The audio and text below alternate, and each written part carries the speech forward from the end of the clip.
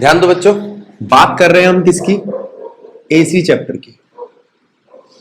ठीक है, इसको कोशिश करेंगे वन शॉट में खत्म करने की। क्या क्या चीजें आती हैं, क्या क्या फॉर्मूलाज है, बस एक बार उनको ध्यान में दे लो।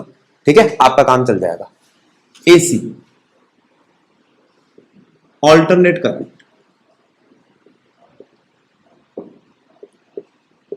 ठीक है, और एक होता है आपका डायरेक्ट करंट।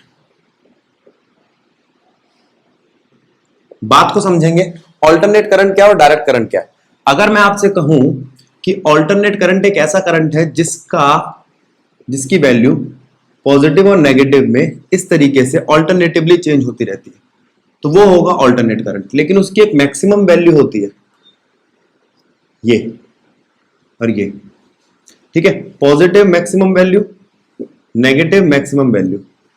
इसी मैक्सिमम वैल्यू को हम डायरेक्ट करंट में देखें तो ये फिक्स रहती है। ठीक है, अच्छा, इस मैक्सिमम वैल्यू को आप आई नॉट से दिखा सकते हो। ठीक है, अब इस आई नॉट का मतलब क्या है? मीन करंट, मैक्सिमम करंट बोल लो इसको, maximum current, direct current, peak current, I peak. ठीक है, एक्सट्रीम बोल लो, आई एक्सट्रीम। ये दोनों एक्सट्रीम है पूरी वेव के, ये मीन पोजीशन है। ठीक है, अब ये आपका रिलेशन टाइम या एंगल के साथ है। टाइम और एंगल के साथ ऑल्टरनेट करंट वेरी कर रहा है साइन के हिसाब से, साइनोसाइडली। कैसे वेरी कर रहा है? साइनोसाइडली, ऐसे। अब ये साइन का मतलब क्या होता है मैं आपको बताता हूं। जो साइन है उसका ये ग्राफ है, जिसके अंदर हम क्या करते हैं, मैक्सिमम वैल्यू +1 और मिनिमम वैल्यू -1 लेते हैं। ठीक है, जब एंगल 0 होता है तो वैल्यू आती है आपकी 0। जब एंगल होता है 90 तो वैल्यू आती है +1। जब एंगल होता है 180 तो वैल्यू आती है फिर से 0। और जब एंगल होता है 270 तो वैल्यू आती है -1। और 360 पे वैल्यू आती है फिर से 0। अगर मैं इसको एंगल से चलाऊं तो ये बात आती है, अगर मैं इसको टाइम से चलाऊं तो टाइम की क्या क्या वैल्यू होगी। यहां पूरी एक साइकिल कंप्लीट हुई है इसलिए इसको टाइम पीरियड कहते हैं, कंप्लीट टी। यहां आधा हुआ था इसलिए t/2, आधे का भी आधा t/4, और ये 3/4t। ठीक है, ये क्या है, 1/4, हाफ, 3/4 और ये फुल। तो ये आपकी एक साइकिल बन गई।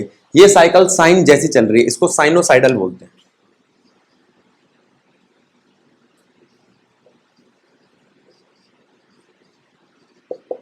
साइनोसाइडल वेव के अंदर आप ये वेव देखेंगे, इसी वेव को मैं यहां देख रहा हूं। यहां पर करंट आधा पॉजिटिव आधा नेगेटिव, फिर पॉजिटिव फिर नेगेटिव, ऑल्टरनेटिवली अपना मैग्नीट्यूड चेंज करता रहता है। ठीक है, उसके बाद हम ये देखते हैं, ये क्या है, ये करंट अपना मैग्नीट्यूड चेंज नहीं कर रहा। यहां पर करंट अपना मैग्नीट्यूड चेंज नहीं कर रहा, कांस्टेंट है। इसे डायरेक्ट करंट भी बोलते हैं, डीसी करंट भी बोलते हैं। डीसी करंट जो होता है वो किसी वायर या मेटल की तार के कोर में बहता है, और ऑल्टरनेट करंट जो होता है वो उसकी स्किन पर फ्लो करता है। ठीक है, इसलिए हम इसको इस तरीके का बनाते हैं। मान लो ये पॉलीमर की जैकेट है, प्लास्टिक की जैकेट, उसके अंदर बहुत सारी तारें होंगी एसी के लिए, और डीसी के लिए एक मोटी सी तार होगी क्योंकि डीसी अंदर बहता है। ठीक है, ये फिर से पॉलीमर जैकेट आपकी। अच्छा, एसी कहां बहता है पता चल गया। डीसी से फैटल शॉक लगता है और एसी अट्रैक्ट करता रहता है बॉडी को, ह्यूमन बॉडी को। और वेव बता दी, इनका ग्राफ बता दिया। इसका ग्राफ एक कांस्टेंट वैल्यू रखता है, इसका ग्राफ वेरी करता रहता है ऑल्टरनेटिवली। ठीक है, अच्छा, अब और कोई बात यहां पर, अभी हम यहां पर मीन वैल्यू की बात करेंगे, एवरेज वैल्यू की बात करेंगे, अभी देखते हैं। ठीक है, अब जरा ध्यान दो, यहां पर हम इसके साथ साथ एक वेव की साइकिल और समझ लेते हैं। पहले आप इसको देख लो, 1 मिनट के लिए वीडियो पॉज करके इसको जो नोट करना है नोट कर लो, फिर हम आगे बढ़ते हैं। देखो,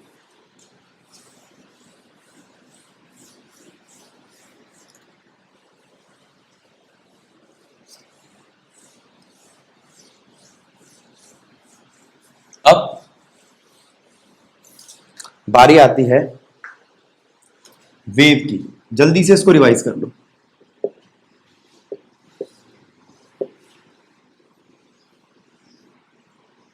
ठीक है, यहां ये है आपकी वेवलेंथ,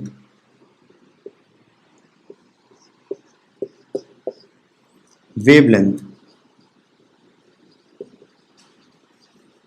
लैम्डा से दिखाते हैं। एक वेव साइकिल का कंप्लीट डिस्टेंस, या दो पॉजिटिव और दो नेगेटिव, इसे क्रेस्ट ट्रफ कह देते हैं। वेव पोर्शंस के सेंटर के बीच का डिस्टेंस वेव लेंथ होती है। फिर आती है फ्रीक्वेंसी। फ्रीक्वेंसी को हम न्यू से दिखाते हैं। अब जरा ध्यान देना, क्या करें हम फ्रीक्वेंसी का, जिसे हमने न्यू से दिखाया। फ्रीक्वेंसी के अंदर हम ये कहते हैं किसी एक पॉइंट से कितनी नंबर ऑफ वेव्स पास करिए एक सेकंड में। Number of wave passing through a point in 1 second, वो फ्रीक्वेंसी है। वेवलेंथ पता चल गया, फ्रीक्वेंसी पता चल गया। अब टाइम पीरियड,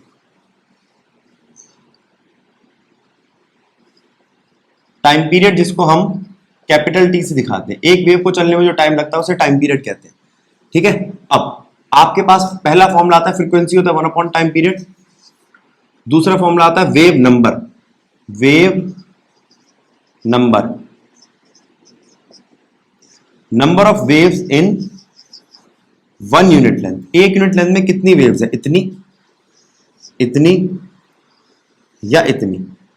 इसमें ज्यादा दिख रही है नंबर ऑफ वेव्स, उस उतनी ही ज्यादा दिखेगी किसी एक यूनिट लेंथ में जितनी वो छोटी होगी। तो वेव नंबर और वेव लेंथ का रिलेशन कैसा है, इनवर्स। इस बात पे ध्यान देना। तो अब वेव लेंथ की यूनिट मीटर, वेव नंबर की पर मीटर, और फ्रीक्वेंसी की पर सेकंड। ये बातें समझ में आती है हमारे को। अच्छा, पर सेकंड की जगह हर्ट्ज भी लिख सकते हो आप। तो ये वेव की बातें हुई। और यहां पर एक कांस्टेंट ये भी आता है आपका के, वो होता है 2 पाई बाय लैम्डा। इसको ध्यान रखना। ठीक है, और देखो इसको, फिर आगे बढ़ते हैं।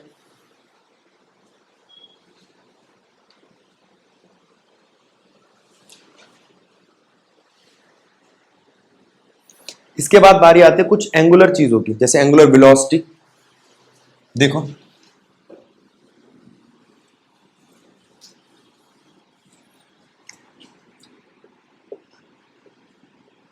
एंगुलर वेलोसिटी, इसे ओमेगा से दिखाया जाता है। देखते रहो और समझते रहो। एंगुलर वेलोसिटी, अगर मैं इसकी बात करूं तो ये क्या है, एंगल अपॉन में टाइम। एंगुलर वेलोसिटी क्या है आपका, एंगल अपॉन में टाइम। अच्छा, एक साइकिल के लिए एंगल बन जाएगा आपका 2 पाई, और टाइम बन जाएगा पूरा कंप्लीट टाइम। क्यों, अभी तो बताया एक साइकिल के लिए क्या होता है। तो वेवलेंथ आ जाएगा 2 पाई बाय टी, और अभी बताया था 1 अपॉन टी क्या होता है, बोलो, फ्रीक्वेंसी। तो बन जाएगा 2 पाई न्यू। इसको भी ध्यान रखना। ठीक, अच्छा, यहां से पता चलता है कि एंगल जो होता है आपका वो होता है ओमेगा टी। गलत लगे तो टोको। ठीक है,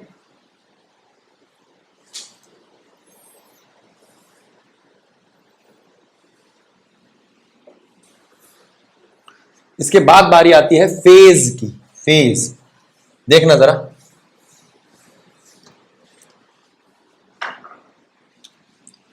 फेज बेसिकली ग्राफिकल कंपैरिजन है। ठीक है, दो चीजों का, जैसे मैंने ये बनाया, एक और दूसरा। ये डॉटेड लाइन और स्ट्रेट लाइन, ये ए है ये बी है, दोनों सेम फेज के। A and B are in same phase. ठीक है, कोई दिक्कत, ये बात समझ में आई। अगर मैं आपसे कहूं ये कैसे है, ये तो ठीक है, लेकिन ये जो डॉटेड वाली लाइन है कुछ पहले से ही चल रही है। अच्छा, आप ध्यान दो, मैं मैग्नीट्यूड बदल रहा हूं, इसका मतलब यहां मैग्नीट्यूड से मतलब नहीं है। इस बार डॉटेड वाली लाइन को मैंने मैग्नीट्यूड में बढ़ा रखा है।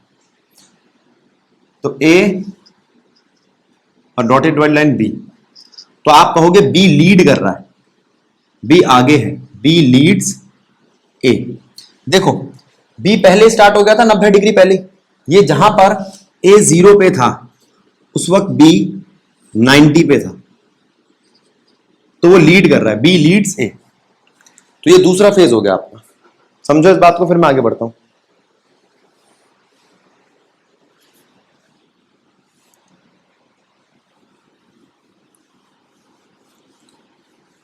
अगला आता है ये ए है और ये पीछे रह गया, A B, B lags A, lag behind A, उससे पीछे है, 90 डिग्री पीछे है। तो लीड का मतलब 90 डिग्री आगे है, लैग का मतलब 90 डिग्री पीछे है, सेम का मतलब 0 डिग्री का डिफरेंस है दोनों में। इस बात को समझो फिर मैं आगे बढ़ूंगा। लीड, लैग और सेम। अब अगर कोई कहे कि इसको इस तरीके से दिखाओ, देखो इस वक्त ए और बी कैसे हैं, ए और बी सेम फेज में,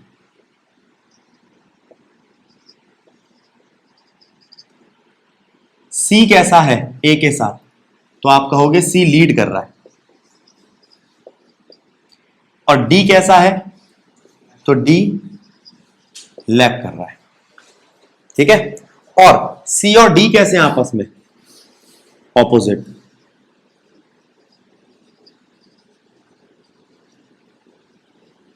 वन 180 डिग्री का डिफरेंस है। तो ये आपके फेज है। अभी हम जब क्वेश्चन करेंगे या जो एंगल वगैरह निकालेंगे उसमें देखेंगे फेज कैसे बदल रहे हैं। आगे चलते हैं, इस बात को समझो फिर आगे बढ़ते हैं। नोट करना चाहो तो नोट कर लो इसको। अगर कोई आपको पहले से एक इनिशियल फेज दे दे तो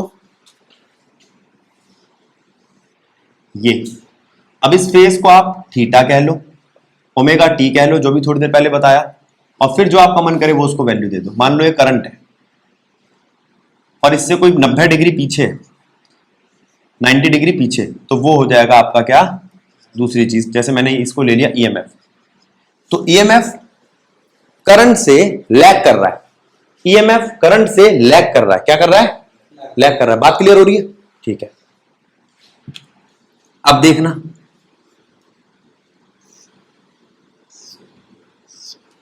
ये फिर से करंट और ये ईएमएफ, ये एंगल थीटा, करंट, ईएमएफ, तो आप कहोगे ईएमएफ लीड कर रहा है, ईएमएफ लीड कर रहा है करंट से, ईएमएफ लीड कर रहा है करंट से। ये लीड और लैग की बात समझो जब आपको एक इनिशियली एंगल दिया हो। इन सबको समझो, फिर हम आरएमएस वैल्यू पे जा रहे हैं।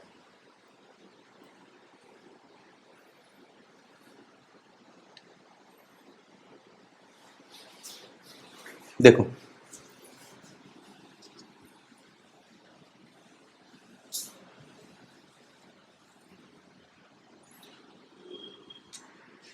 आरएमएस वैल्यू का मतलब है रूट मीन स्क्वायर वैल्यू,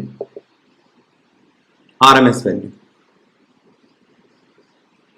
ठीक है। अगर मैं करंट का आरएमएस निकालूं तो उसमें मैं रूट करूंगा, किसका, मीन का, किसके मीन का, स्क्वायर्स का, किसके स्क्वायर का,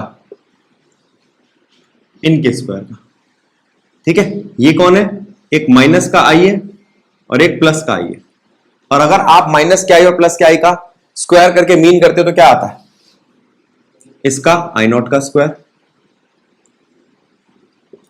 इसका भी आई नॉट का स्क्वायर, ठीक है।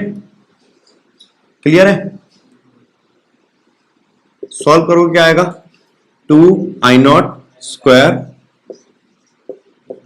तो ये तो वैल्यू आ गई प्लस माइनस i0। तो IRMS की वैल्यू में क्या आ रहा है, एक ऐसी वैल्यू जो प्लस से लेकर माइनस तक की सारी वैल्यू देती है, ठीक है। ऑल पॉसिबल वैल्यूज जो प्लस से लेकर माइनस तक जा रही है, ये है आपके RMS वैल्यू।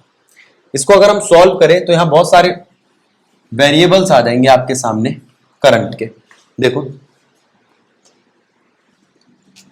पहला आई आर एम एस को हम आई वर्चुअल भी कह सकते हैं। वर्चुअल क्यों कहते हैं बात करेंगे। आई इफेक्टिव भी कह सकते हैं, आई एसी भी कह सकते हैं क्योंकि एसी के लिए यूज होता है। और ये होता है I not by root to. मैंने आपको बताया था आई नॉट का मतलब होता है I peak by root two, और आई पीक का मतलब होता है I DC by root two. इस बात को समझो। I R M S value equals to I virtual value, I virtual value equals to I effective value, I effective value equals to I AC which is equals to I not by root two, I peak by root two, I DC by root two. समझे? ये बात clear हुई? आगे चलो। चलो अब मैं आपसे कह रहा हूं ये आई वर्चुअल वैल्यू क्या है। अगर मैं आपसे कहूं कि करंट को मेजर करो गैल्वेनोमीटर से, तो आप मेजर नहीं कर पाओगे। क्यों? गैल्वेनोमीटर ये कहता है कि रीडिंग जब देगा गैल्वेनोमीटर तो पीछे मैग्नेटिक इफेक्ट होना चाहिए। ठीक है? मैग्नेट की वजह से वो टॉर्क लेता है। क्या लेता है? मैग्नेट की वजह से वो टॉर्क लेता है। मैग्नेटिक इफेक्ट जो है वो करंट को जज कर रहा है। ठीक है? अब यहां करंट आ रहा है और जा रहा है, एक बार पॉजिटिव एक बार नेगेटिव। तो गैल्वेनोमीटर रीडिंग कैसे दिखाएगा? एक बार पॉजिटिव एक बार नेगेटिव। अब आपके घर में जो एसी करंट यूज होता है वो जनरली होता है 50 हर्ट्ज की फ्रीक्वेंसी का। तो 50 हर्ट्ज की फ्रीक्वेंसी के हिसाब से वो एक सेकंड में 50 बार इधर और 50 बार इधर जाएगा। तो होगा क्या? कॉइल ही टूट जाएगी एक सेकंड में। तो गैल्वेनोमीटर मेजर नहीं कर पाएगा। तो मैं मैग्नेटिक प्रॉपर्टी से करंट को मेजर नहीं कर पाया। ठीक है? तो मैंने कहा इलेक्ट्रिक प्रॉपर्टी ले लेता हूं। इलेक्ट्रिक प्रॉपर्टी में एक कैथोड लिया एक एनोड लिया और फिर करंट पास करा दिया। कैथोड से एनोड की तरफ जा रहा था चार्ज, तो थोड़ी देर में क्या हुआ? स्विच हो गया। ये कैथोड था एनोड हो गया, फिर थोड़ी देर में ये कैथोड हो गया ये एनोड हो गया। तो बीच में जो इलेक्ट्रोलाइट में चार्ज पार्टिकल पड़ा था वो कभी इधर जाता कभी इधर जाता कभी इधर जाता कभी इधर जाता, और ऐसा एक सेकंड में 50 बार होता है। तो कुछ भी मेजर नहीं कर पाता, क्योंकि फैराडे के लॉ के हिसाब से मैं चार्ज को मेजर तभी कर पाऊंगा जब कुछ मास डिपॉजिट होगा, या तो कैथोड पे या एनोड पे। मास डिपॉजिट ही नहीं हुआ, वो जो चार्ज पार्टिकल है वो सिर्फ ऑसिलेट कर रहा है इधर उधर, क्योंकि एक सेकंड में 50 बार पोलैरिटी बदल रही है। ये दोनों रॉड कैथोड और एनोड बार बार बदले जा रहे हैं। खत्म कहानी। कैथोड एनोड की बात हो गई। एक और तरीका था हीट से मेजर करना। तो हमने क्या करा, एक वायर ली, उसके अंदर डीसी करंट पास कराया। डीसी करंट पास कराने से जितना टेम्परेचर बढ़ा उसको पकड़ के रख लिया। फिर हमने ये कहा कि एसी करंट में भी इतना ही करंट आएगा अगर इतना टेम्परेचर में चेंज आ जाए। तो यहां पर ये टेम्परेचर के चेंज से एसी करंट मेजर किया गया। तो मेजरमेंट ऑफ एसी करंट वो कैसे करी गई? On heating effect. किस पे करी गई? कि कितनी हीट मिल रही है। हीटिंग इफेक्ट से मेजर किया गया कि एसी क्या है। अच्छा, तो हीटिंग इफेक्ट से जब मेजर किया गया तो वो तो डीसी के करंट से कंपेयर कर रहा है। कंपेयर कर रहा है इसलिए बोला कि ये उसकी एक्चुअल वैल्यू नहीं, उसकी इफेक्टिव वैल्यू है। ये इफेक्टिव वैल्यू किस पे डिपेंड करती है? इस डीसी पे। डीसी का रूट टू कर ही हमें वैल्यू मिली, इसलिए इसको आई वर्चुअल या आई इफेक्टिव कहते हैं। एक्चुअल वैल्यू नहीं है। आई आरएमएस, आई वर्चुअल, आई इफेक्टिव या आई एसी होता है डीसी का रूट टू। क्या होता है? डीसी का रूट टू। इसको प्रैक्टिकली हम मेजर नहीं कर पाए। आगे चलते हैं।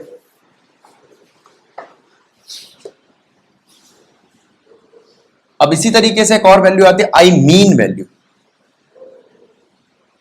आई मीन वो होती है 2/पाई times of I not. I not क्या आपका? I DC.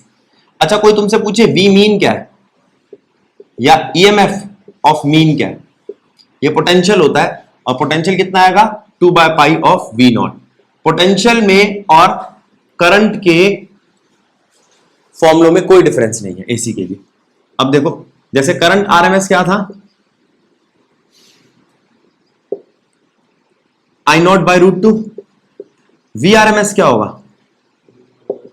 We not by root two. इस बात को समझो। तो ये हमने छोटी मोटी बातें कर ली जिससे हमें पता चल गया पीक वैल्यू क्या होती है, डीसी वैल्यू क्या होती है, आरएमएस वैल्यू क्या होती है, और मीन वैल्यू क्या होती है। और मेजर किससे की जाती है? हीटिंग इफेक्ट से। अब मैं आपसे बात करूंगा एसी सर्किट्स की।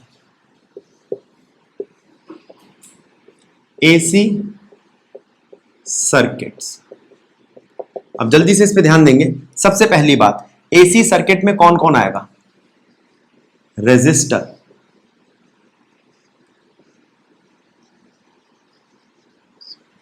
इंडक्टर,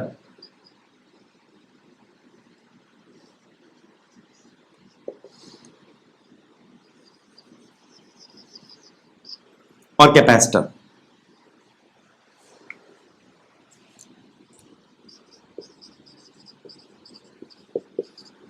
ध्यान रखना, इंडक्टर में एनर्जी स्टोर होती है मैग्नेटिक फॉर्म में,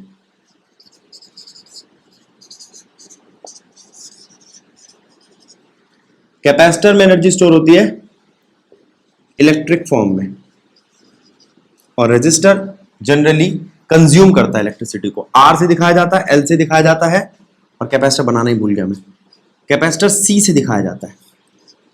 ये पैरेलल प्लेट कैपेसिटर है, और बहुत सारे कैपेसिटर होते हैं सिलेंड्रिकल वगैरह, उसकी बाद में बात करेंगे। अभी हम बस ये देख रहे हैं इस चैप्टर में क्या क्या चीजें आती है आपके कोर्स में। अब जरा इधर ध्यान दो।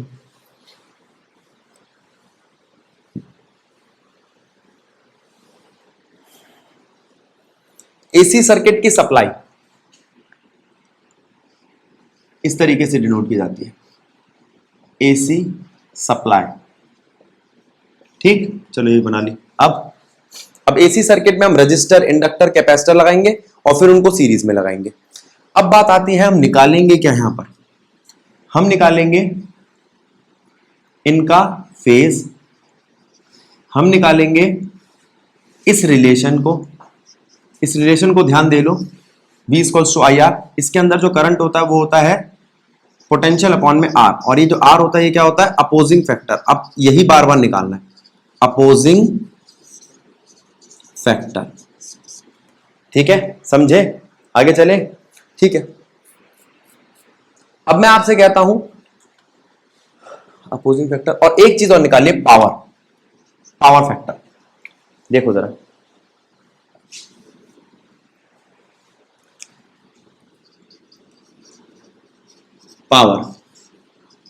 पावर होती है हमारी I effective, V effective, cos phi, और इस कॉस फाइव को हम कहते हैं पावर फैक्टर।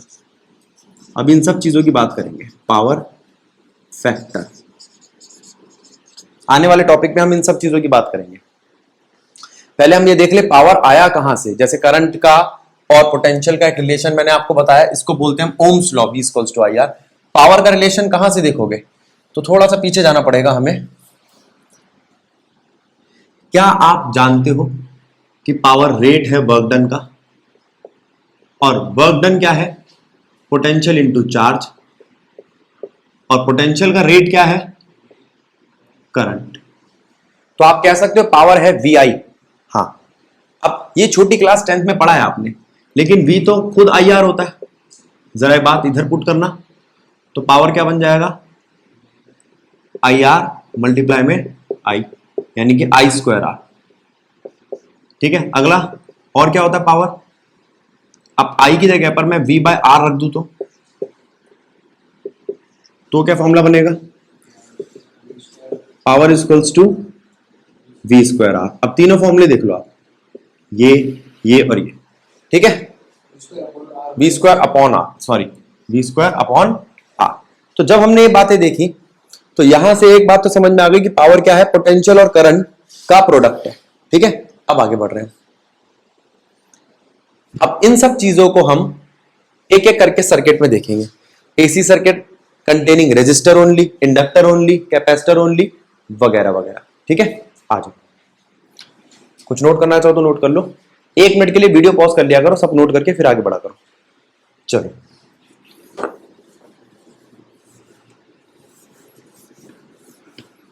देखो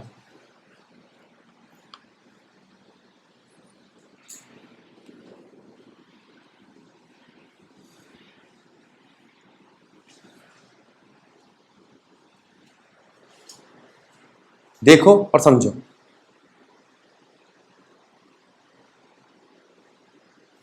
हम बात कर रहे हैं किसकी, AC circuit containing resistor only. अच्छा, सिर्फ रेजिस्टर, हाँ ये लो लगा दिया रेजिस्टर।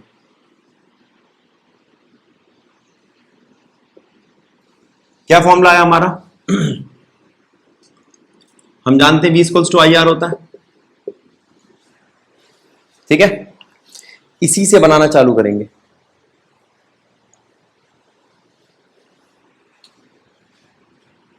चाहो तो ये लिख सकते हो फॉर अ क्लोज लूप, नहीं भी लिखोगे तो काम चलेगा। बाय किरचॉफ्स लॉ ये ईएमएफ बन जाएगा आई आर। अगर आपने करंट ले लिया I not sine omega t AC से डीसी की वैल्यू दिखाने के लिए, इस चीज को मैं एक बार आपको बता दूं। मैंने आपको बताया था कि एसी साइनोसाइडल है, साइन जैसा, तो आप एसी के करंट को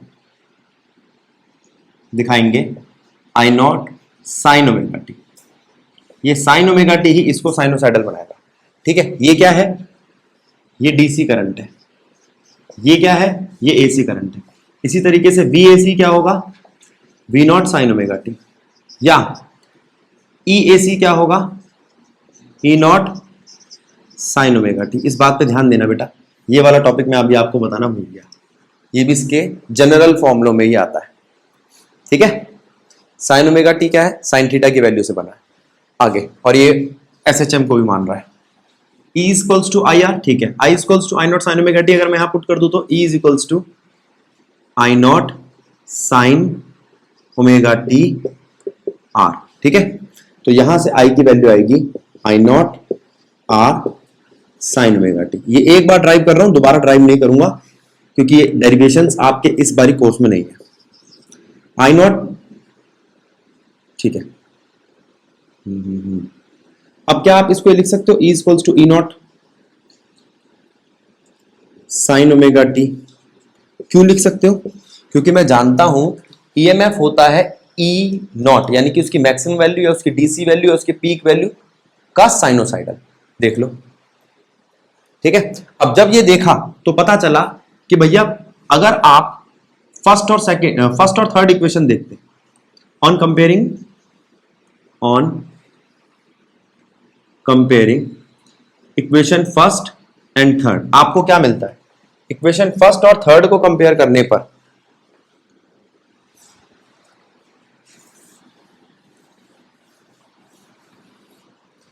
इक्वेशन फर्स्ट और थर्ड को कंपेयर करने पर आपको यह मिलता है। देखो ये है I और ये है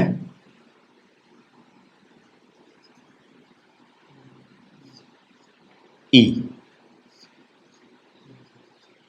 समझे? लीड कोई नहीं कर रहा, दोनों सेम फेस पे, मैग्नीट्यूड सेम नहीं। आप ये मत सोचो लीड कर रहा है, यूं बोलो कि भैया आपने आई का मैग्नीट्यूड क्यों ज्यादा लिया, आई नॉट ई नॉट से बड़ा है, ऐसा ले लिया मैंने केस। ई नॉट भी आई नॉट से बड़ा हो सकता है, उससे मतलब नहीं है, लेकिन फेस दोनों का सेम है। दोनों 0 पे 0 थे, 180 पे 0 थे, 360 पे 0 है, दोनों 90 पे मैक्सिमम थे, 270 पे मिनिमम है। देख लो सेम फेस। अब आपने कहा भैया मैं तो ये नहीं बनाऊंगा, ये वाला बनाऊंगा, कि ये थीटा एंगल चल चुके थे इनिशियल फेज जिसे ओमेगा टी भी कहा जा सकता है, ये आई और ये ई, तो ये भी ठीक है। समझो इस ग्राफ को, ठीक है, ये फेजर डायग्राम समझ में आ गया। अब इसके बाद अगर इक्वेशन सेकंड और थर्ड को कंपेयर किया जाए, इक्वेशन सेकंड और थर्ड को कंपेयर किया जाए तो ऑन कंपेयरिंग 2 and 3 हमें मिलता है E not is equals to I not R. जरा आगे देखना, ई नॉट को अगर मैं √2 से डिवाइड करूं, आई नॉट को भी मैं √2 से डिवाइड करूं, तो क्या बन जाएगा, E effective is equals to I effective multiply में आर। समझे? समझे? फिर मैंने आपसे कहा ये तो आपने बना लिया आई इफेक्टिव इफेक्टिव आर, इससे आपको मिला क्या, इससे हमें मिला अपोजिंग फैक्टर। अब मैं ये पूरी डेरिवेशन नहीं किया करूंगा बाकी के और केसेस के लिए। I effective is equals to E effective upon में आई, यही है, क्या है ये, अपोजिंग फैक्टर। ये अपोज कर रहा है, ठीक है, बात समझ में आई? किसको अपोज कर रहा है, करंट को। तो रेजिस्टेंस किसके लिए, एसी को अपोज करता है डीसी को, ये दोनों को अलाउ करता है। कैसे पता चला, फ्रीक्वेंसी से पता चलेगा। अभी मैं आपको ना कैपेसिटर का केस कराऊंगा, इंडक्टर का केस कराऊंगा, उसमें देखना आप।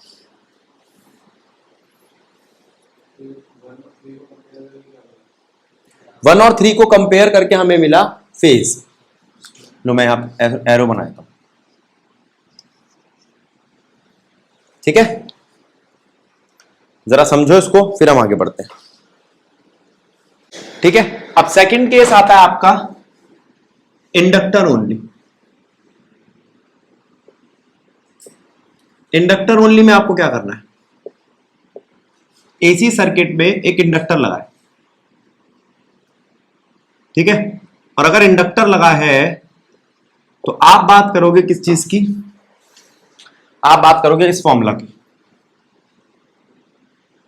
EMF is equals to L D I by D T. इस फॉर्मूले को समझो, ठीक है। अब हम जानते हैं अगर मैंने ईएमएफ लिया ई नॉट साइन ओमेगा टी, तो आपका करंट आएगा आई नॉट कॉस ओमेगा टी। ये कहां से आएगा, उसके लिए आपको उस इक्वेशन को सॉल्व करना पड़ेगा। आप एक काम करो, उसको इधर लाओ, यहां पे डी आई बनेगा आपका ई बाय एल डी टी, ठीक है। डी आई को हे रखा, डी टी को उठा के उधर ले गए, एल को नीचे ले गए। अगर इसकी वैल्यू को मैं यहां पुट कर दूं तो डी आई क्या आता है आपका, E not sine omega t d t by L. Sine omega t का इंटीग्रेशन कर दो, ये तो आई बन गया, ये ई नॉट, ये एल, और साइन ओमेगा टी का integration cos omega t, minus का cos omega t by omega, ठीक है। तो यहां से करंट क्या आया आपका, minus E not by L omega cos omega t. Cos omega t को आप लिख सकते हो sine pi by 2 minus theta, जानते हो तो आप, माइनस अगर कॉमन ले लोगे या अंदर ले लोगे तो वैल्यू क्या आएगी, E not L omega sine omega t minus pi by 2। इसको इक्वेशन बना लो सेकेंड। इस पूरी वैल्यू को मैं ले सकता हूं I not sine omega t minus pi by 2। अब जरा ध्यान देना, ये इक्वेशन थर्ड बन गई। अगर मैं इक्वेशन थर्ड को और इक्वेशन सेकंड को एक साथ ले लूं तो यहां से वैल्यू क्या आती है, I not is equals to E not by L omega, ठीक है। अब जरा ध्यान दो, ये क्या है और ये क्या है, आगे नीचे वाली चीज अपोजिंग फैक्टर, जो करंट से इनवर्सली प्रोपोर्शनल हो, क्या है आपका, करंट को रोकने वाला। तो यहां से हमने वैल्यू बना ली I not equals to E not L omega. आप इन दोनों को √2 से डिवाइड कर दो,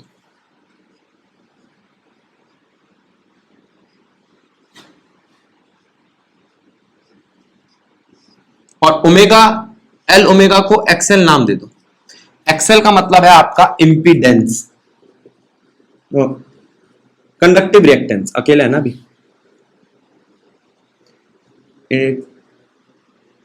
इंडक्टिव रिएक्टेंस, इंडक्टिव रिएक्टेंस, ठीक है। तो यहां से आपकी value I I not by √2 E not by √2 by XL. कहां लिखो इसको, ऊपर वाला इस तरफ कर रहा हूं, जरा 1 मिनट वीडियो पॉज करके इसको नोट कर लो, फिर मैं आगे बढ़ रहा हूं, नहीं आ पाएगा। देखो, अब देखो वैल्यू क्या बनेगी, I effective is equals to E effective divided by XL. XL क्या है, ऑपोजिंग फैक्टर। ऑपोजिंग फैक्टर क्या है, ओमेगा एल। अब इसको समझना है, हमारे पास फॉर्मूला आ गया। अब मैं आपकी इक्वेशन फर्स्ट और सेकंड को कंपेयर करने को कहूंगा। इक्वेशन फर्स्ट क्या है हमारी और सेकंड क्या है, इक्वेशन फर्स्ट थी E not is equals to E is equals to E not sine omega t. और थर्ड इक्वेशन क्या है, I is equals to I not sine omega t minus pi by 2। अब जरा ध्यान देना, अगर ये इक्वेशन लगाता हूं तो आपको ये क्या दिखाई दे रहा है, करंट पीछे रह गया। अगर ये ईएमएफ है तो करंट 90 डिग्री पीछे रह गया। माइनस पाई बाय 2 का मतलब क्या, 90 डिग्री पीछे रह गया। Current EMF, current lag EMF. तो करंट लैग कर रहा है ईएमएफ से, किसके अंदर, इंडक्टर ओनली के अंदर। ठीक, अब बात करो अपोजिंग फैक्टर की। अपोजिंग फैक्टर क्या है हमारा, ओमेगा एल। ओमेगा एल क्या है हमारा, 2 पाई न्यू एल। न्यू क्या है हमारा, फ्रीक्वेंसी। न्यू क्या है हमारा, फ्रीक्वेंसी। अब मैं आपसे जो पूछूं बताना, किसकी फ्रीक्वेंसी होती है, एसी में फ्रीक्वेंसी होती है, तो एसी में एक्सएल होगा, तो इंडक्टर ब्लॉक करेगा एसी को। क्यों, क्योंकि अपोजिंग फैक्टर है। अगर अपोजिंग फ्रीक्वेंसी है तो अपोजिंग फैक्टर है, अपोजिंग फैक्टर है तो इंडक्टर को रोकेगा। दूसरा, डीसी में क्या होगा, डीसी में फ्रीक्वेंसी नहीं होती, एक्सएल भी नहीं होगा, तो इंडक्टर अलाउ करेगा डीसी को, इंडक्टर बहने देगा डीसी को। ठीक है, अब पहले इस बात को समझ लो, फिर मैं आगे बढ़ता हूं।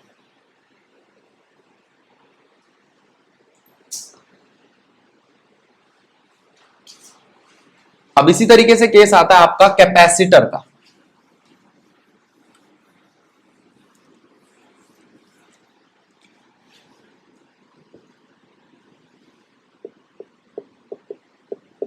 कैपेसिटर ओनली के लिए मुझे कैपेसिटर का फॉर्मूला चाहिए होगा।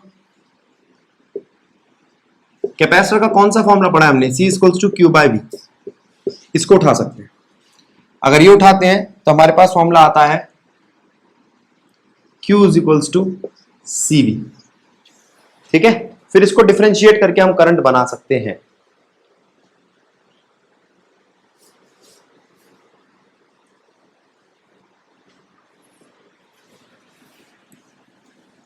हम जानते हैं कि करंट होता है dq बाई dt, तो dq क्या हो जाएगा, I dt।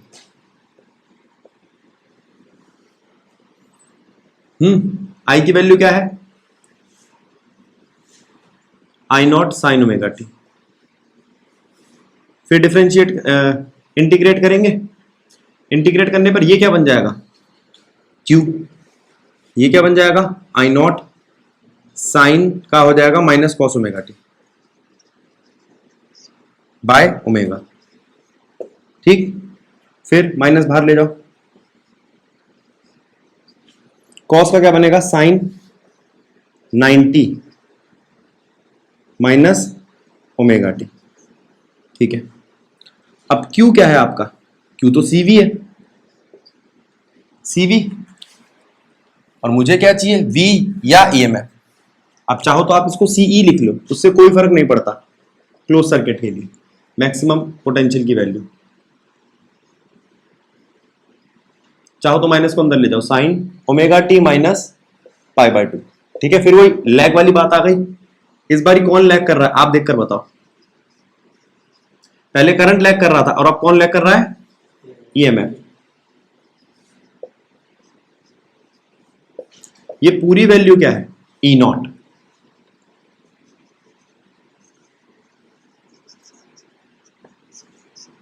फिर वही ये इक्वेशन सेकंड,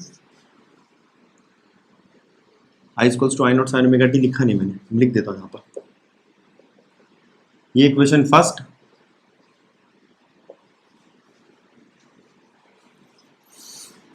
और ये इक्वेशन थर्ड।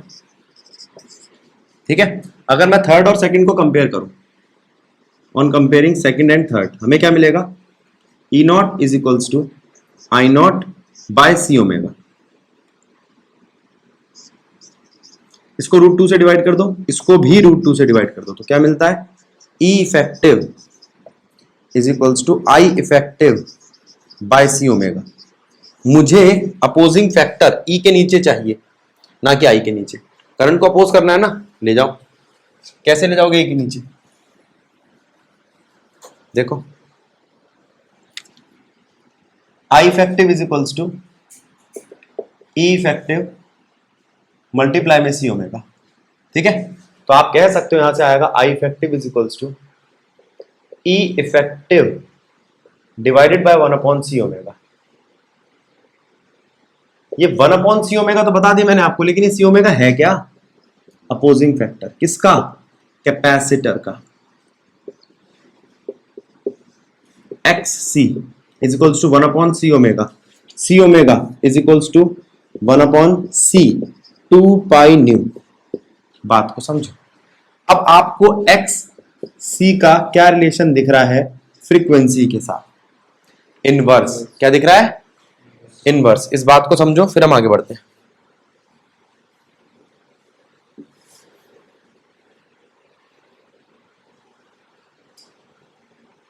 देखो,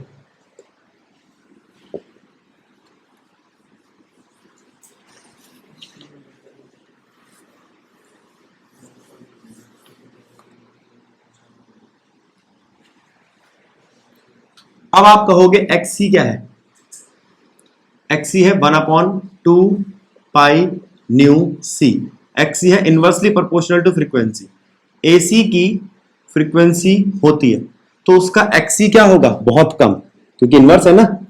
और अगर XC मिनिमम होगा तो कैपेसिटर अलाउ कर देगा AC को, क्योंकि अपोजिंग फैक्टर तो कम है। लेकिन DC में क्या होता है? DC में फ्रीक्वेंसी 0 होती है, और अगर मैं ये देखूं तो XC क्या हो जाएगा?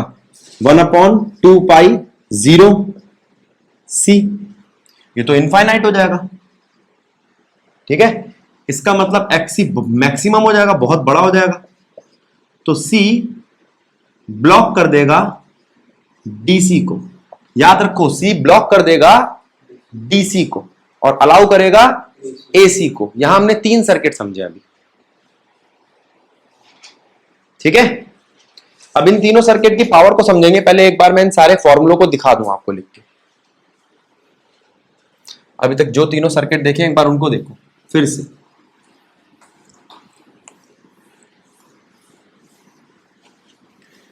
देखो, अब मैं आपसे बात कर रहा हूं रेजिस्टर ओनली की। AC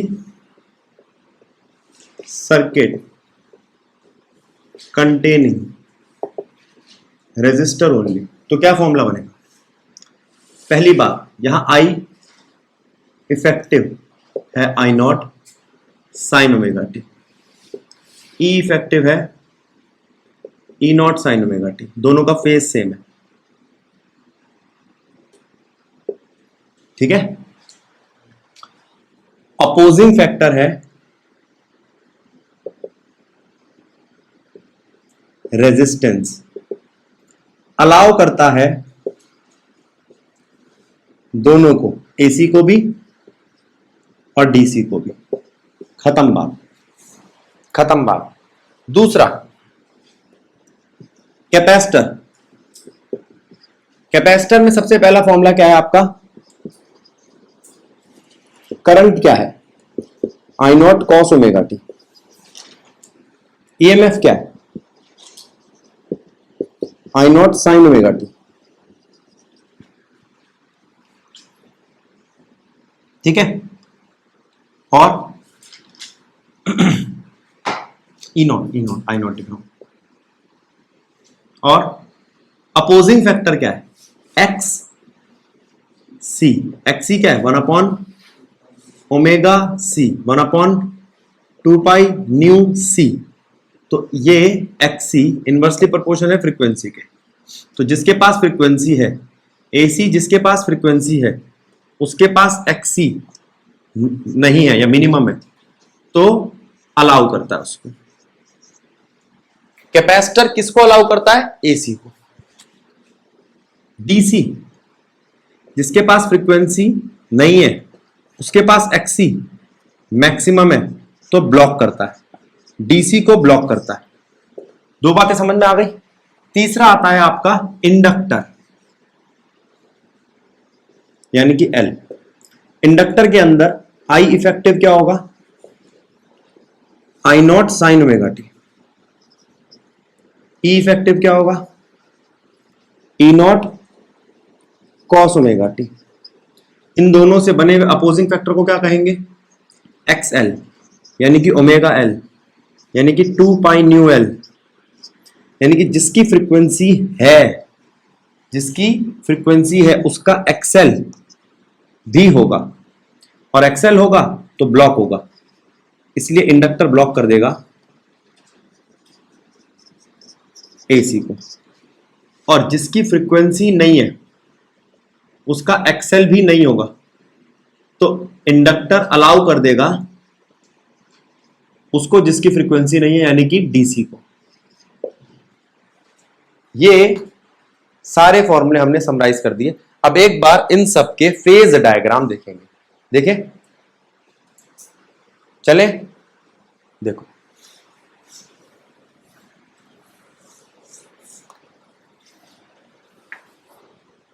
देखते हैं।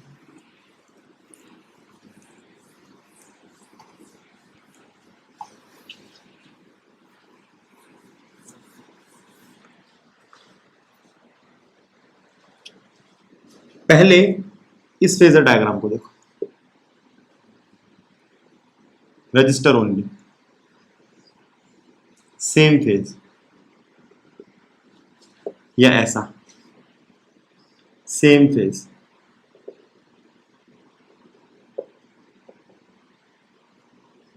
ठीक है,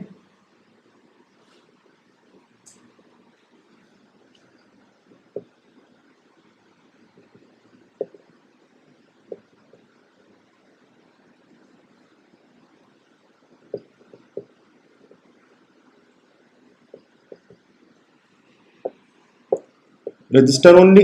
अब इंडक्टर ओनली। इंडक्टर ओनली में कौन लीड करता है, इंडक्टर में ईएमएफ लीड करता है।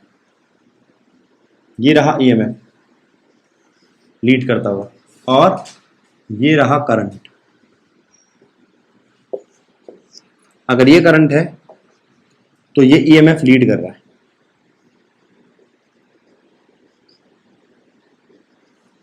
ठीक है, कैपेसिटर ओनली। कैपेसिटर ओनली में करंट लीड करता है,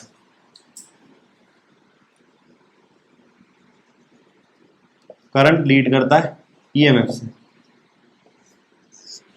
अगर ये है आपका ईएमएफ तो ये है करंट। याद रख सकते हो आप इस कीवर्ड से, सिविल। सी में कैपेसिटर में करंट लीड करता है, एल में यानी कि इंडक्टर में करंट लैग करता है। कैपेसिटर में करंट लीड करता है, इंडक्टर में करंट लैग करता है, इसको याद रखना। और इसका उल्टा हो जाएगा ईएमएफ के साथ। ठीक है, इस बात को समझो। ठीक है, सारे फेजर डायग्राम हो गए। आगे चलते हैं।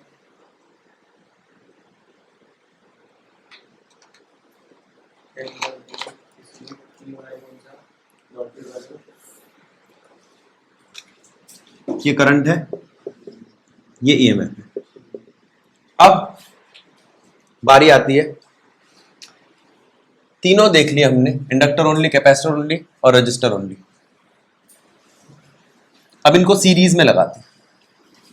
पहले आपको मैं समझा दूं कि कौन लीड कर रहा है कौन लैग कर रहा है करंट में, फिर पोटेंशियल में। देखो, करंट में लीड कर रहा है इंडक्टर, करंट में लैग कर रहा है कैपेसिटर, और किससे, रजिस्टर से। ये है आपका तीनों का एक साथ। इसका उल्टा पोटेंशियल में क्या है, पोटेंशियल में लीड कर रहा है इंडक्टर, ऊपर गलती किया, कैपेसिटर और इंडक्टर, हाँ, और यहां पर रेजिस्टर। इन दोनों को देखो, पोटेंशियल और करंट के ग्राफ को। अब आप केस ले सकते हो। पहला केस क्या है, कैपेसिटर और रेजिस्टर इन सीरीज। कैपेसिटर और रेजिस्टर सीरीज में, अगर कैपेसिटर और रेजिस्टर सीरीज में तो आप ये बनाओगे,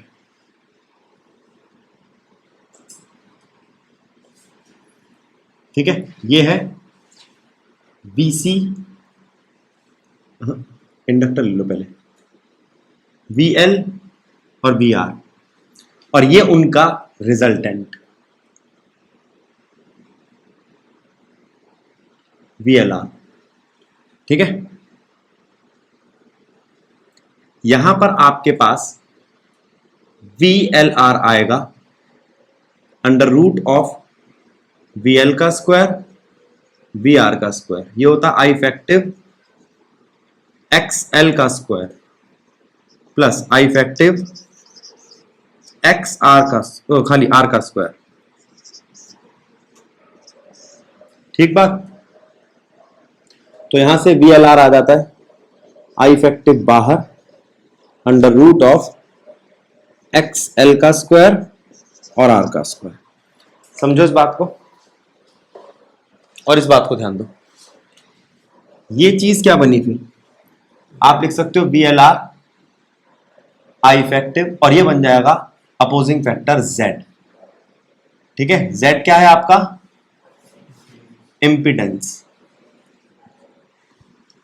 और Z है क्या आपका यहां पे सॉल्व करने पर, अंडर रूट ऑफ XL का स्क्वायर R का स्क्वायर, और खोलना चाहो तो ओमेगा L का स्क्वायर प्लस R का स्क्वायर। Z किसका है, ये LR का। समझे, एक केस हो गया। दूसरा, अभी तो मैंने LR को लिया था, अब मैं लूंगा CR को, कैपेसिटर और R इन सीरीज। देखना जरा आप, CR इन सीरीज तो क्या होगा, ये बनेगा VC VL और ये VCR।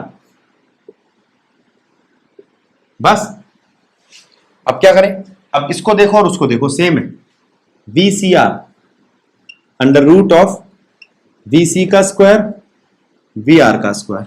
खुलेगा कैसे, फिर वही, तो मैं सीधा आई इफेक्टिव बाहर ले लूं, अंदर क्या बचेगा, XC का स्क्वायर और R का स्क्वायर, ये पूरा का पूरा क्या बन जाएगा, Z। क्या बन जाएगा, Z। Z फिर से वही सब कुछ चीजों में खुलेगा। अब देख लो आसानी से, पहले इसको, फिर आगे बढ़ते हैं। 2 मिनट के लिए वीडियो पॉज करके इसको नोट कर लो, फिर उसके बाद आगे बढ़ते हैं। देखो, यहां से आपका VCR आया आई इफेक्टिव Z, और ये Z क्या है, अंडर रूट ऑफ XL का स्क्वायर प्लस R का स्क्वायर, और XC का स्क्वायर, सॉरी, और XC क्या है यहां पर, 1/ओमेगा C का whole square plus R square. समझो, और कंपेयर कर लो, ये LR और ये CR, दोनों कंपेयर कर लो, फिर मैं LCR तीनों सीरीज में लूंगा।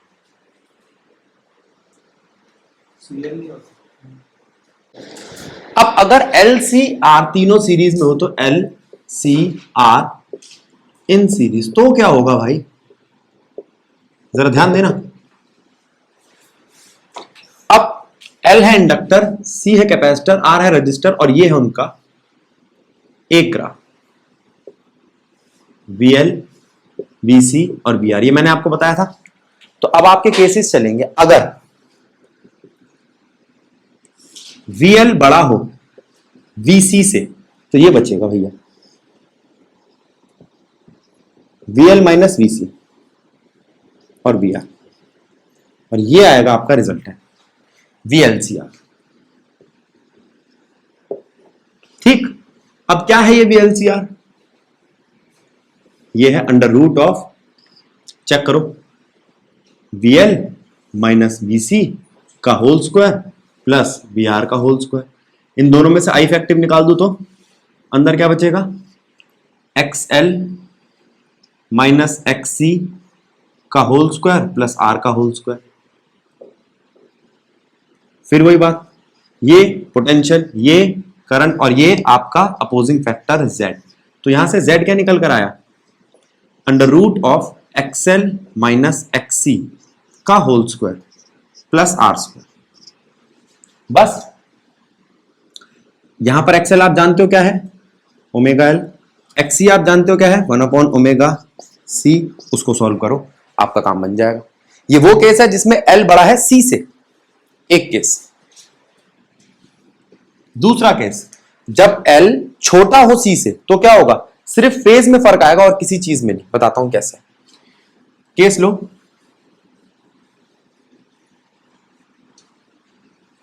VL छोटा हो VC से तो VC माइनस VL और VR, ये ग्राफ बनेगा आपका। अब फिर LCR, बस ये हो जाएगा VC माइनस VL। अब आप कहोगे कि ये तो आंसर उल्टा आएगा, नहीं, स्क्वायर हो रहा है ना, तो जो भी वैल्यू सॉल्व हो के आएगी, चाहे पॉजिटिव हो चाहे नेगेटिव, उसका स्क्वायर होने पे वो वैल्यू वही देगी। ठीक है, तो जवाब सेम रहेगा, Z वही रहेगा, चाहे XL आगे हो चाहे XL पीछे हो। अब चेक करो, ये दूसरा केस बन गया आपका, सेकंड केस, जिसके अंदर VL बड़ा है, VL छोटा है BC से। ये दो केस हो गए आपके, एक बार VL बड़ा है BC से, एक बार VL छोटा है BC से, दोनों के अंदर Z यही है, under root of XC minus XL का whole square plus R square. तीसरा केस,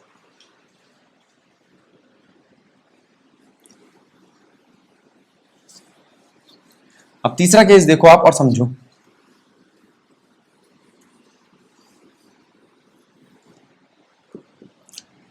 VL बराबर है VC के, और अगर ऐसा है तो I इफेक्टिव XL बराबर I इफेक्टिव XC के है, यानी कि XL बराबर है XC के। XL होता है 1/ओमेगा L, बराबर है ओमेगा C के। तो यहां से आपके पास एक वैल्यू आ जाती है 1/LC is equals to omega square. एक तो इसको याद रखना, इसी से आपको मिलता है omega is equals to 1/√LC। Omega की वैल्यू मैंने स्टार्टिंग में बताई थी 2 पाई न्यू, और यहां से फ्रीक्वेंसी की एक वैल्यू आ जाती है। जब L और C बराबर होते हैं तो L और C में एनर्जी ऑसिलेट करने लगती है, और उसके लिए जो फ्रीक्वेंसी आती है उसे बोलते हैं रेजोनेटिंग फ्रीक्वेंसी। रेजोनेटिंग फ्रीक्वेंसी, खत्म। अब मैं आपसे बात कर रहा हूं किसकी, बताते हैं। अगर XL बराबर है या VL बराबर है VC के, तो VL क्या VC को काट देगा, तो आपका सिर्फ VR रह जाएगा, और VR क्या आएगा, I इफेक्टिव R, और ये R ही होगा आपका इंपिडेंस Z। ठीक है, एक बात। दूसरी बात, अगर ऐसा है VL बराबर है VC के, तो I इफेक्टिव XL बराबर होगा I इफेक्टिव XC के। I इफेक्टिव तो कट गया, XL बराबर होगा XC के। XL क्या था हमारा, ये उल्टा लिख दिया मैंने, ये 1/ओमेगा C, और ये ओमेगा L है बेटा, ये गलती से गलत लिख दिया मैंने। ठीक है, LC मेरे दोनों एक जैसे दिखते हैं, इसलिए मेरे को ही सरदर्द हो जाता है। ओमेगा L इक्वल्स टू 1/ओमेगा C, ओमेगा स्क्वायर कितना है 1/LC, खत्म कहानी। तो यहां से आपका ओमेगा क्या बन गया, √LC। 2 पाई न्यू क्या बन गया, 1/√LC। फ्रीक्वेंसी क्या बन गया, 1/2 पाई √LC। ये रेजोनेटिंग फ्रीक्वेंसी है, ठीक है, जिससे ऑसिलेट करेगी एनर्जी L से C में और C से L में। अब हम एनर्जी देखते हैं, एनर्जी स्टोर्ड इन इंडक्टर और एनर्जी स्टोर्ड इन कैपेसिटर। ये पिछले चैप्टर्स में पढ़ चुके हैं हम, लेसन नंबर 6 में और लेसन नंबर 2 में। एक बार सिर्फ उसको करके दिखा रहा हूं, जरा ध्यान देना।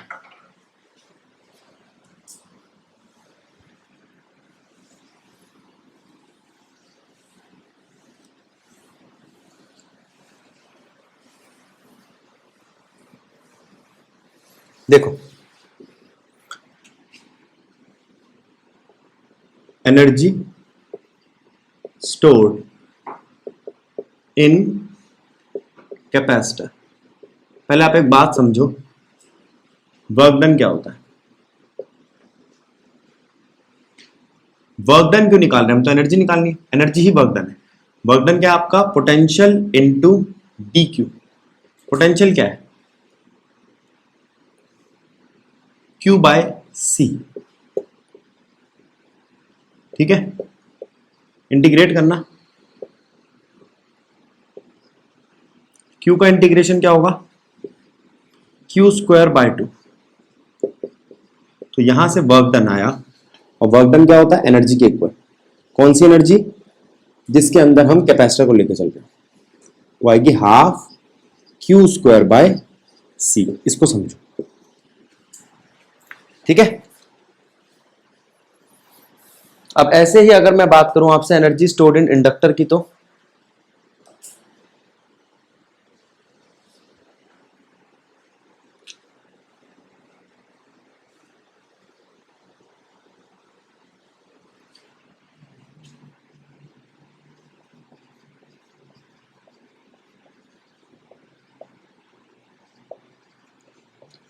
बात आएगी इंडक्टर के फॉर्मूले की। वर्क डन फिर से आ जाएगा आपका V डी क्यू, V की जगह रख सकता हूं मैं L D I by D T.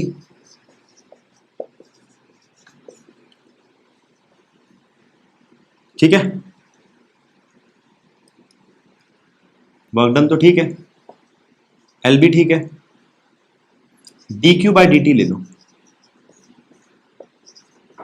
ये बन जाएगा करंट, और इंटीग्रेट कर दो। इंटीग्रेट करते ही I बन जाएगा I स्क्वायर बाय 2।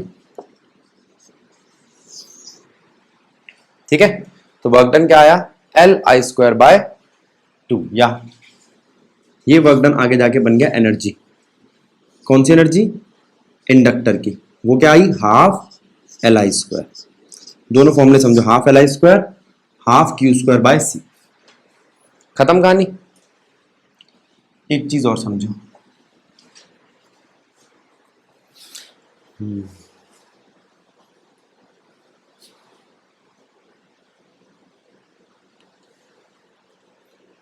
अब अगर मैं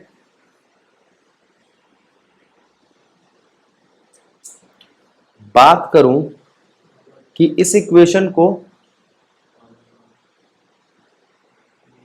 अगर मैं बात करूं आपसे इस फॉर्मूले की काइनेटिक एनर्जी के, जो था हाफ कांस्टेंट वेरिएबल का स्क्वायर, तो उस हिसाब से पोटेंशियल एनर्जी जो आपकी कैपेसिटर के लिए आएगी वो होगी हाफ, वहां कांस्टेंट होगा कैपेसिटर का एप्सिलॉन नॉट, और इलेक्ट्रिक फील्ड का स्क्वायर।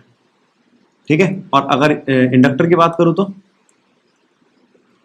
हाफ, ये कांस्टेंट मैग्नेटिक के लिए होता है, और ये कांस्टेंट इलेक्ट्रिक के लिए होता है, और मैग्नेटिक फील्ड का स्क्वायर। ठीक है, इसको छोटे यू से दिखाया जाता है। वो छोटा यू क्या होता है मैं बताता हूं आपको, वो होता है एनर्जी पर यूनिट वॉल्यूम, इसे बोलते थे एनर्जी डेंसिटी। ठीक है, ये फॉर्मूले याद रखना, और किससे कंपेयर कर रहा हूं मैं इसे, काइनेटिक एनर्जी से। और ये फॉर्मूले भी याद रखना, half Q square by C। आप चाहो तो Q की जगह पर आप C भी लिख सकते हो और आगे बढ़ा सकते हो। इन दोनों, इस पूरे बोर्ड को देखो जिसपे मैंने सारी एनर्जीज बता रखी है। फिर मैं बात करूंगा आपसे पावर की।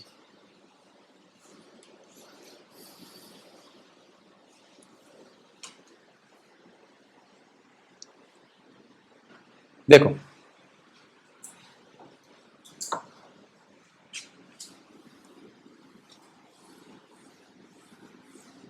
अगला केस आता है AC circuit containing resistor, inductor और कैपेसिटर ओनली में पावर का। पहले हम पावर समझते हैं, जो स्टार्टिंग मैंने बताया था आपको, होता है वर्क अपॉन में time, V Q by T, यानी कि VI। और पावर का फॉर्मूला क्या होता है, VI cos phi। cos phi क्या होता है, पावर फैक्टर। ठीक है, अब ढूंढो ये पावर फैक्टर किस में कितना है, रेजिस्टर ओनली में, AC circuit containing resistor only. तो आपका पावर क्या आएगा, I और V, यानी कि I इफेक्टिव, V इफेक्टिव। ठीक है, I इफेक्टिव की वैल्यू क्या है, I not sine omega T, V not sine omega T. अब आपको दिख रहा होगा कि भैया यहां तो साइन ओमेगा टी का स्क्वायर आ जाएगा, हाँ। और पावर को आप चाहो तो लिख सकते हो delta work done by delta t, तो DV. Change in work done upon में चेंज इन टाइम का टाइम उठा के इधर ले आओ। साइन स्क्वायर ओमेगा टी का इंटीग्रेशन आपको आना चाहिए dt की रिस्पेक्ट में, ठीक है। इसके लिए एक फॉर्मूला लगता है, आपको पता होगा, आप मैथ पढ़ते होंगे तो उसमें आता है, वो आता है 1 माइनस कॉस 2 ओमेगा टी, आता है। गौरव सर पे मैथ पढ़ते हो तो वो कसम वाला फॉर्मूला बोलते हैं इसको, है ना, कुछ बताया होगा आपको।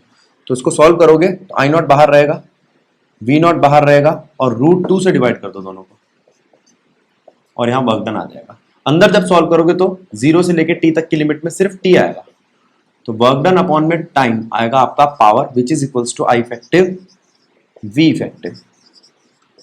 इस वक्त आपका कॉस फाई क्या है, मैक्सिमम यानी कि 1, तभी तो लिखा नहीं, समझे।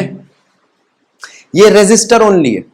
रेजिस्टर ओनली में आपको ध्यान क्या रखना था, रेजिस्टर ओनली में ध्यान रखना था आई होता है I not sine omega t और सेम फेज का होता है आपका v यानी कि v not sine omega T. बात को समझो। और अगर ये रेजिस्टर ओनली ना होकर कैपेसिटर ओनली होता तो कैपेसिटर ओनली में करंट कॉस ओमेगा टी होता है। कैपेसिटर ओनली में करंट कॉस ओमेगा टी होता है। अच्छा, वैल्यू रखना करंट की जगह पे कॉस ओमेगा टी, तो अंदर क्या बचेगा, sign omega t cos omega T. इसका भी इंटीग्रेशन आप जानते हो, 2 से मल्टीप्लाई 2 से डिवाइड, ध्यान है, बोलो, है ना। अब करें क्या, ये एक फॉर्मूला होता है साइन 2 ओमेगा टी का,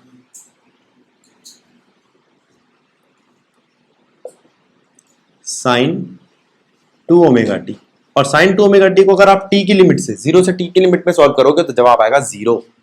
क्या आएगा जवाब, 0। तो सब कुछ 0 हो जाएगा, वर्क डन 0 तो पावर भी 0।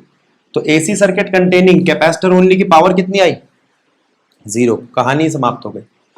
एमसीक्यूज वाले हैं क्वेश्चन तो आ सकता है कि कितनी पावर होती है कैपेसिटर ओनली सर्किट की, तो आप क्या जवाब दोगे, 0, ठीक है, कैपेसिटर ओनली। अगला आता है इंडक्टर ओनली, ये भी आसान है। क्यों, क्योंकि इंडक्टर ओनली में करंट साइन ले लो और पोटेंशियल कॉस ले लो, तो क्या फर्क पड़ता है, कोई फर्क नहीं पड़ता, क्योंकि फिर दोबारा मल्टीप्लाई होंगे, फिर 0 आ जाएगा। इंडक्टर ओनली की भी पावर 0 है, तो पावर रेजिस्टर की कितनी है, v इफेक्टिव आई इफेक्टिव। पावर कैपेसिटर की कितनी है, 0। पावर इंडक्टर की कितनी है, 0। अब हम बात करेंगे एसी सर्किट कंटेनिंग रेजिस्टर और कैपेसिटर, और एसी सर्किट कंटेनिंग रेजिस्टर और इंडक्टर, और फिर दोबारा एलसीआर, फिर उसमें पावर निकालेंगे। इसको समझना है समझ लो, फिर आगे बढ़ते हैं। वीडियो पॉज करके एक बार इसको नोट कर लिया करो। आगे देखो,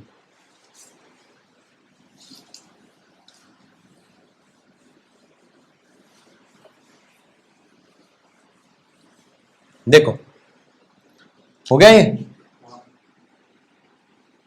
अब L और R इन सीरीज, कौन सीरीज में पहले बताओ, इंडक्टर और रजिस्टर सीरीज में। इंडक्टर और, देखो भाई कहां है इंडक्टर और कहां है रजिस्टर, LR सीरीज में। क्या करें,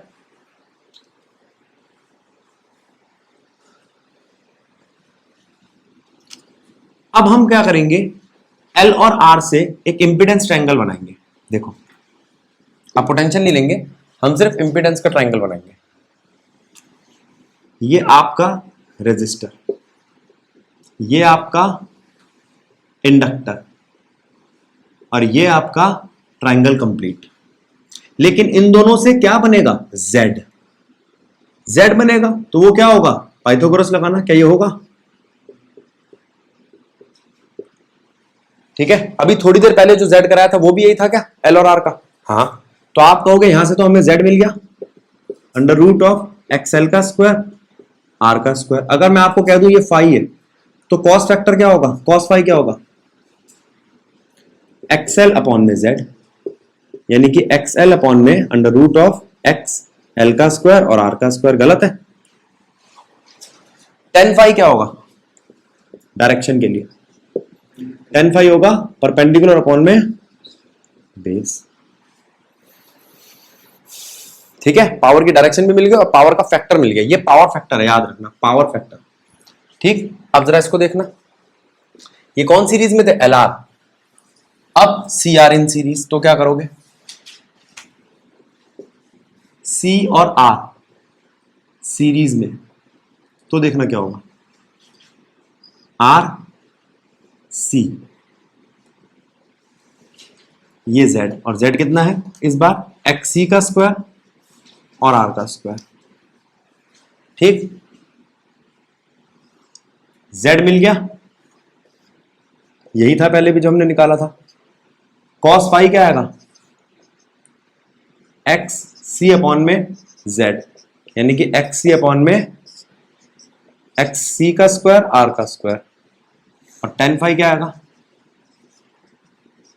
एक्स सी बाय आर। तीसरा केस लेंगे एलसीआर इन सीरीज। पहले इसको देख लो फिर आगे बढ़ते हैं।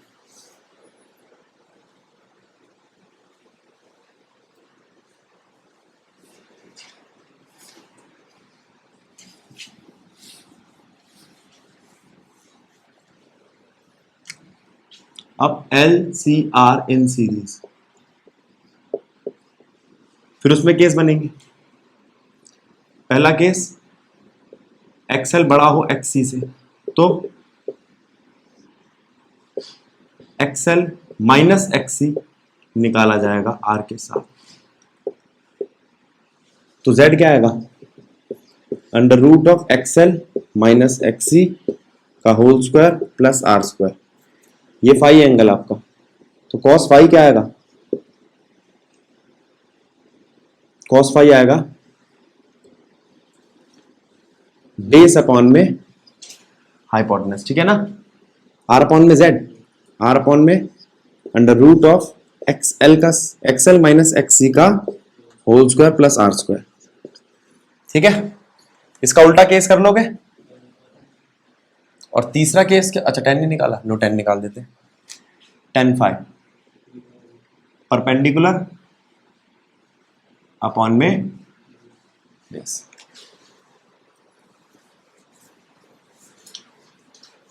और अगर एक्सएल बराबर आ जाए एक्ससी के, तो कॉस फाई 0 हो जाएगा और tan फाई भी। चेक कर लो नहीं तो खुद।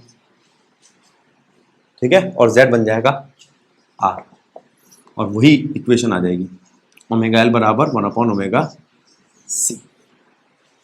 ठीक है, हाँ ना बोलो। तो यहां तक अभी हमने कितने फॉर्मूले देख लिए? स्टार्टिंग से एक बार देखें, रिकैप मारे इसका, फिर उसके बाद हम देखेंगे ट्रांसफॉर्मर। देखो क्या क्या चीजें देखी अभी तक हमने।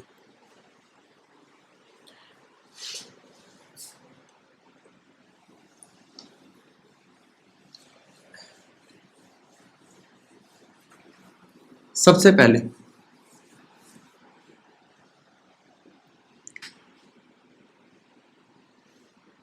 आई इफेक्टिव और वी इफेक्टिव या ई इफेक्टिव, जो तुम्हारा मन करे, के फॉर्मूले I not sine omega t, V not sine omega T.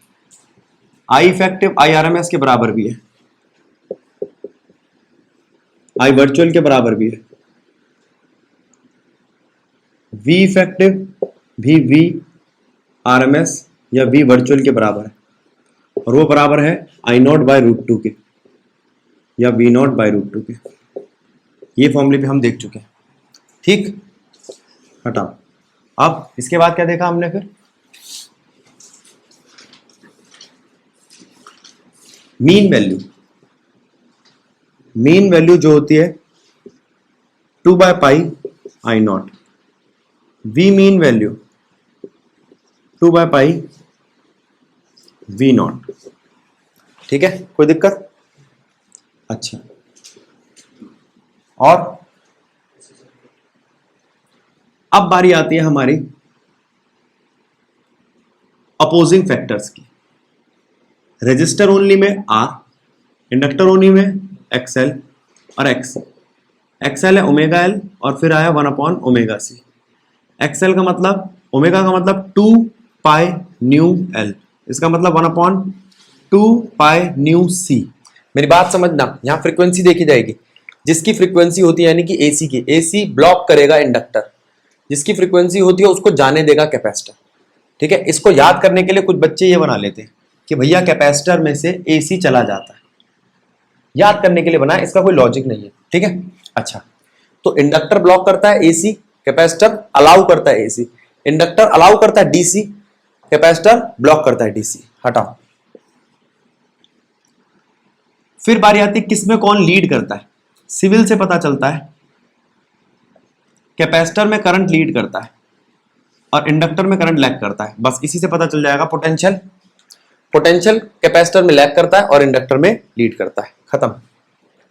अब अगर मैं आपसे कहूं कि ये तीनों तो थे तब जब रजिस्टर ओनली, इंडक्टर ओनली और कैपेसिटर ओनली लगा। फिर बारी आई इंपिडेंस की, जेड की।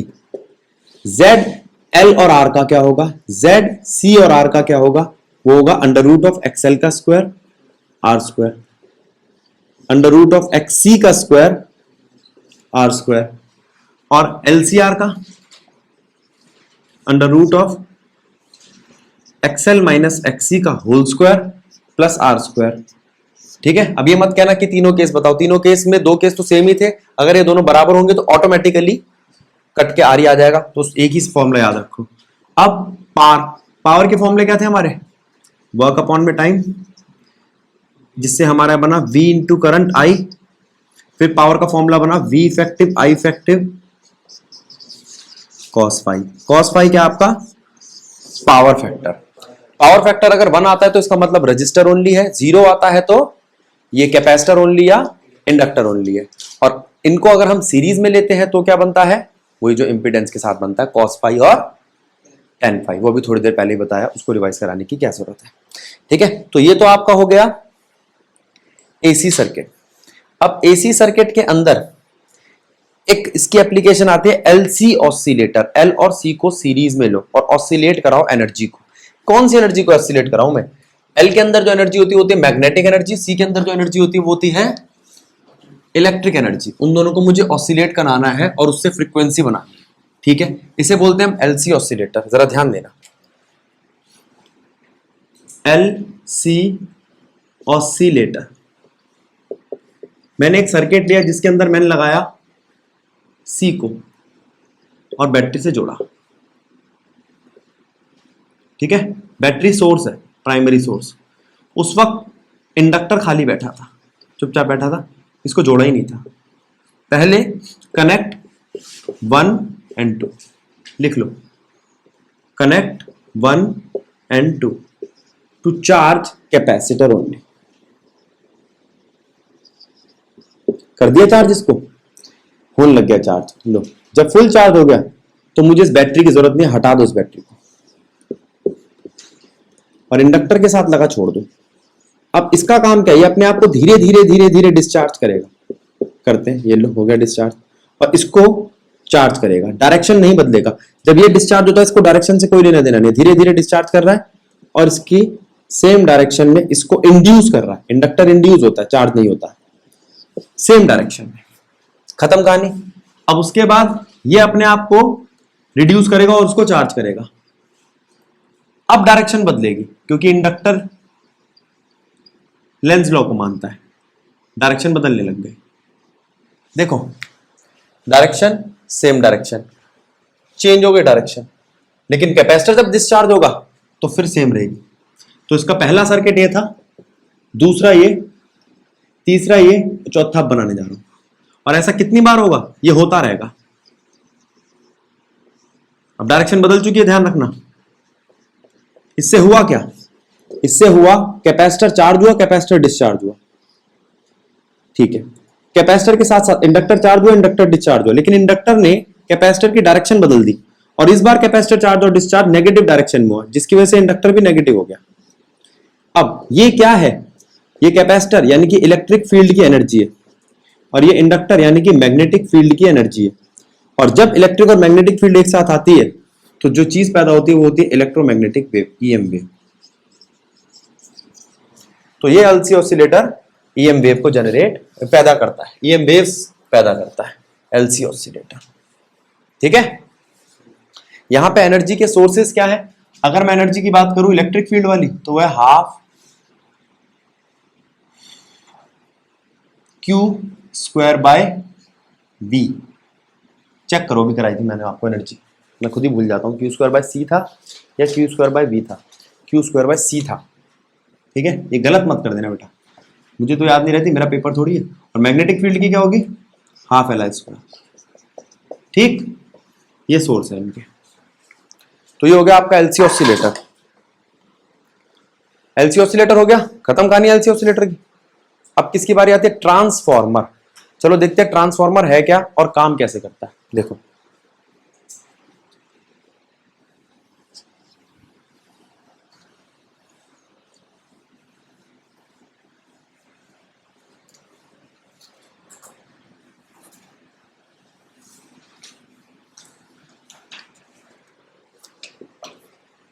ट्रांसफॉर्मर क्या करें, ट्रांसफॉर्मर का ट्रांसफॉर्मर चलिए लेंगे सर। ट्रांसफॉर्मर, पहले ट्रांसफॉर्मर बनाओ भाई। ट्रांसफॉर्मर होता क्या है, इसके अंदर एक कॉइल होती है, प्राइमरी कॉइल, और एक कॉइल होती है सेकेंडरी कॉइल। प्राइमरी कॉइल के नंबर को हम N1, सेकेंडरी कॉइल के नंबर को N2। यहां वाले ईएमएफ को E1, यहां वाले ईएमएफ को E2, यहां वाले करंट को I1 और यहां वाले करंट को I2 कहते हैं।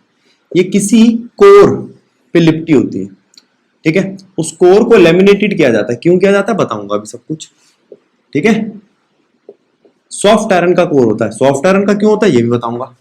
ये कोर है, सेम कोर को शेयर कर रही है, इसका मतलब फ्लक्स सेम हो जाएगा। क्या सेम हो जाएगा, फिर भी मैं लिख रहा हूं यहां पर φ1 और φ2, बाद में मैं कहूंगा ये फ्लक्स सेम हो गया। ठीक है, अब मैं जानता हूं ईएमएफ क्या होता है, minus d phi by D t. ठीक है, φ1 by D t, N turns के लिए n φ1 by D T. E2 क्या होता है, minus n2 φ2 by D T. जैसा कि मैंने बताया फ्लक्स सेम है क्योंकि सेम कोर को ये शेयर कर रहे हैं, तो उनका रेट भी सेम होगा। तो E1 बाई E2 क्या आ जाएगा, ये D phi by D T cut जाएगा, माइनस से माइनस कट जाएगा, N1 बाई N2 बचेगा। ये आया हमारे पास फॉर्मूला। ठीक है, जब मैं बात करता हूं आपसे ट्रांसफार्मर की, तो ट्रांसफार्मर में कोई भी चीज मूव नहीं कर रही है, जिसकी वजह से रेजिस्टेंस नहीं होगा। अगर रेजिस्टेंस नहीं होगा तो यहां पर लॉस नहीं होगा। इसका मतलब जो इनपुट है वो आउटपुट के बराबर होगा। अब इनपुट है क्या, इनपुट है यहां की पावर। वो पावर क्या है, ईएमएफ मल्टीप्लाई में करंट। तो यहां से मेरे पास एक फॉर्मूला आया, E1 by E2 is equals to I2 by I1। अब जरा बात पे ध्यान देना, इसको देखो और इसको देखो, इन दोनों को इक्वेट कर दो, आपको एक इक्वेशन मिल जाएगी।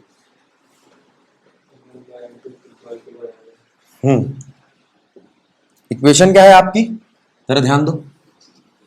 अच्छा, ट्रांसफॉर्मर बड़ी जल्दी गर्म हो जाता है, इसके अंदर एडी करंट पैदा होता है। इससे बचाने के लिए हम इसमें कूलेंट की तौर पे ट्रांसफॉर्मर ऑयल यूज करते हैं, ध्यान रखना। अब यहां पर आई आपकी value N2 by N1 is equals to E2 by E1 is equals to I1 by I2, जिससे पता चलता है number of turns directly proportional है ईएमएफ के और number of turns inversely proportional है करंट के। बात समझ में आई। और ये वैल्यू K के बराबर है। K is equals to number of turns in coil secondary divide by coil primary is equals to E2 by E1 I1 by I2।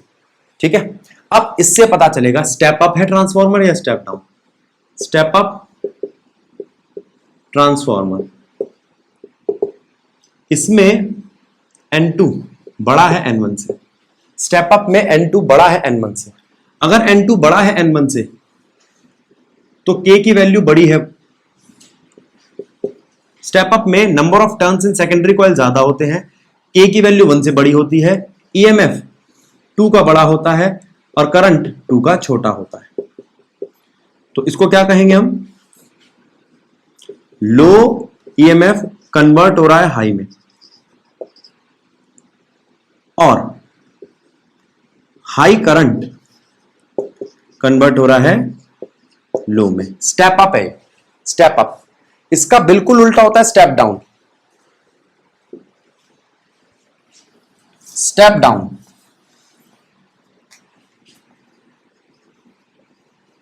Step down transformer में क्या होता है?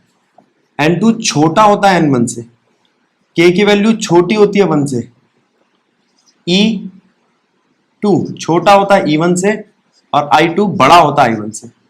तो हाई पोटेंशियल लो पोटेंशियल में और लो करंट हाई करंट में convert होता है, ट्रांसफर होता है। अगर मैं आपसे कहूं कि K की वैल्यू तो बिल्कुल 1 के बराबर है, तो आप कहोगे भैया N1 बराबर है N2 के, और अगर N1 N2 के बराबर है ना तो नो ट्रांसफॉर्मर है, ये ट्रांसफॉर्मर ही नहीं है।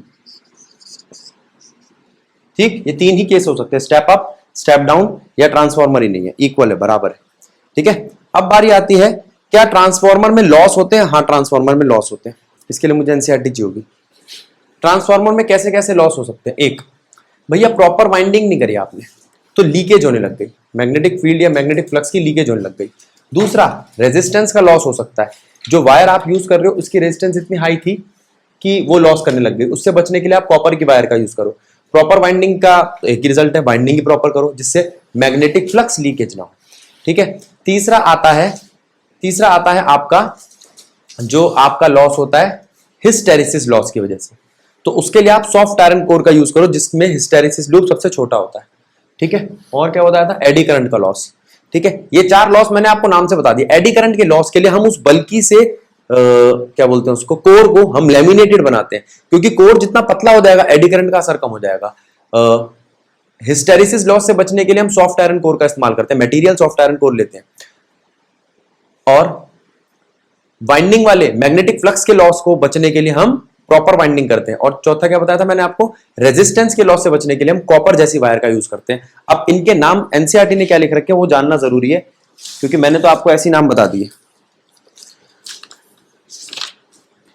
फ्लक्स लीकेज, जिसको मैंने बताया ना मैग्नेटिक फ्लक्स का loss, resistance of winding, resistance कम होनी चाहिए, एडी करंट और हिस्टेरिसिस, ये 4 ही लॉस है। ठीक है, अब यहां पर आपका ये चैप्टर समाप्त होता है।